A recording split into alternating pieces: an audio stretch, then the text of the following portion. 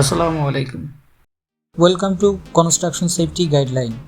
Construction safety গাইডলাইনে স্বাগতম।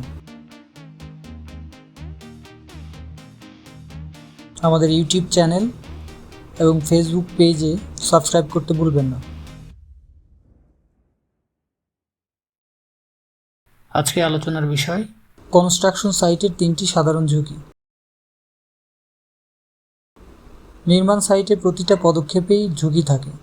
সাবধানতা অবলম্বন করে কাজ না করলে দুর্ঘটনার শিকার হতে হয়। এর মধ্যে সাধারণ 3টি ঝুঁকি আছে, তা নিয়ে চলুন আলোচনা করা যাক।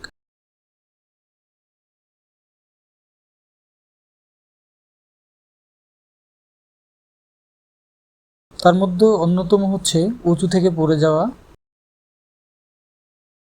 বৈদ্যুতিক দুর্ঘটনা এবং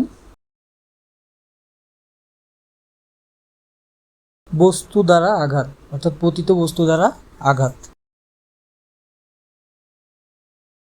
চলুন প্রথম ঝুঁকি নিয়ে বিস্তারিত জানা যাক। প্রথম ঝুঁকি হলো উঁচু থেকে পড়ে যাওয়া।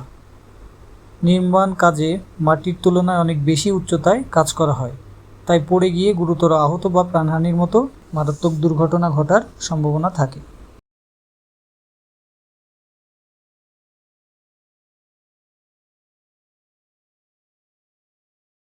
নিরাপত্তা রেলিং, সেফটি হেলমেট বা হার্নেস না থাকলে শ্রমিকের জন্য পতনের ঝুঁকি বেড়ে যায় এবং গবেষণায় দেখা গেছে নির্মাণ সাইটের দুর্ঘটনার প্রায় 21.7% ঘটেছে উঁচু থেকে পড়ে যাওয়ার কারণে।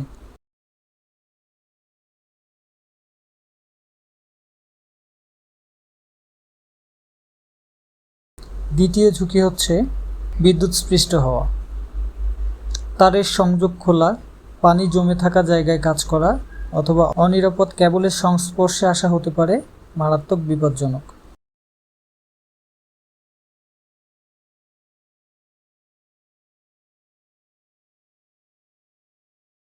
নিরাপত্তার জন্য ইনসুলেটেড টুলস ও পিপি ব্যবহার করুন। বৈদ্যুতিক সরঞ্জাম ব্যবহারের আগে পাওয়ার বন্ধ করুন। সহযোগিতার জন্য ইলেকট্রিশিয়ানের সাহায্য নিন। সর্বদা সতর্ক থাকুন।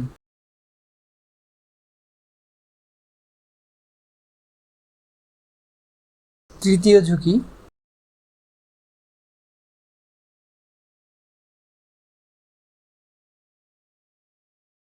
পতিত বস্তু দ্বারা আঘাত পাওয়া, অর্থাৎ যেটা ফলিং অবজেক্ট বলে থাকি আমরা।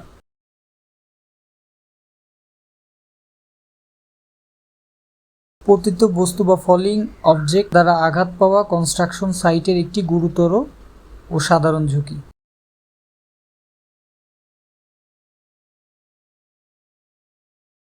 পতিত বস্তু দ্বারা আঘাত যেভাবে ঘটে থাকে, চলুন এই সম্পর্কে আলোচনা করি। উপরে কাজ করার সময় হাত থেকে বস্তু যেমন হাতুড়ির মতন ছোট টুল, স্ক্রু, রেঞ্জ ইত্যাদি পড়ে যাওয়া, ক্রেন বা লিফটের মাধ্যমে ভারী বস্তু তোলার সময় পড়ে যাওয়া, বাতাসে উড়ে যাওয়া হালকা বস্তু যেমন হালকা টিন, প্লাস্টিক, কাঠের পাত ইত্যাদি, স্ক্যাফোল্ডিং বা স্ক্যাফোল্ডিংয়ের কোণা থেকে বস্তু খসে পড়া যেমন বালতি, ব্লক, কাঠ বা অন্যান্য সরঞ্জামাদি সঠিকভাবে না রাখলে নিচে পড়ে যে কেউ দুর্ঘটনার শিকার হতে পারে। তো আজকের ভিডিও এই পর্যন্তই। আশা করি 3টি সাধারণ ঝুঁকি সম্পর্কে বেসিক ধারণাগুলি পেয়েছেন। আপনি কোন বিষয়ে জানতে আগ্রহী অবশ্যই কমেন্ট করে জানিয়ে দিবেন।